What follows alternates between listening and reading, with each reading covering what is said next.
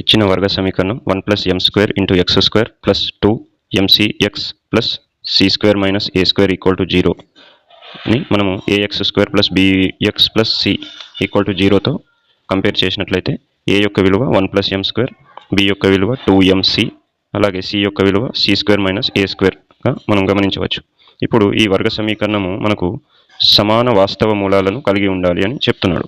So సమాన వాస్తవ మూలాలు ఎప్పుడు ఉంటాయి అనే దానికి కండిషన్ ఏంటంటే b² - 4ac = 0 అనే కండిషన్ని సాటిస్ఫై చేసినప్పుడు మాత్రమే ఈ వర్గ సమీకరణం సమాన మూలాలను కలిగి ఉంటుంది. సో దానికోసం ఇప్పుడు b యొక్క విలువ 2mcని b² దగ్గర సబ్స్టిట్యూట్ చేసినట్లయితే 2mc² అవుతుంది. అదేవిధంగా -4ac దగ్గర ఈ a మరియు c విలువలను సబ్స్టిట్యూట్ చేసినట్లయితే 4 × 1 + m², అలాగే c విలువ c² - a² = 0 అని రాయవచ్చు. ఇప్పుడు ఈ 2mc²ని వర్గం చేసినట్లయితే 4m²c² వస్తుంది.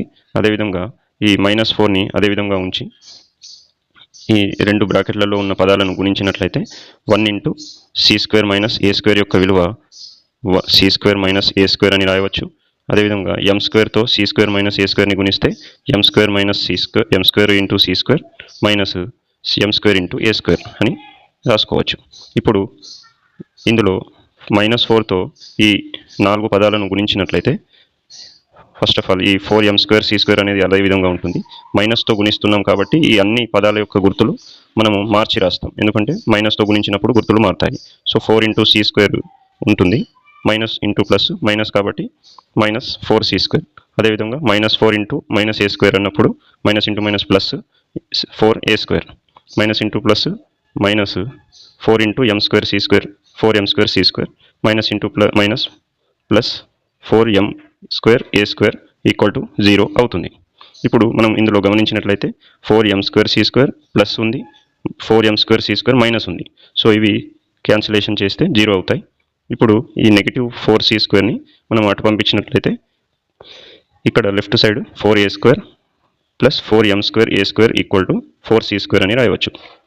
ఇరువైపులా 4 కామన్ తీసినట్లయితే 4, అదేవిధంగా a² కూడా రెండు పదాల్లో ఉంది కాబట్టి a²ని కూడా కామన్ తీస్తే ఇక్కడ 1 మిగులుతుంది.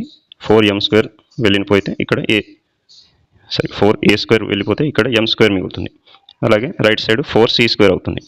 ఇప్పుడు లెఫ్ట్ సైడ్ 4, రైట్ సైడ్ 4ని క్యాన్సిలేషన్ చేయవచ్చు. అప్పుడు c² = a² × 1 + m²గా రాసుకోవచ్చు.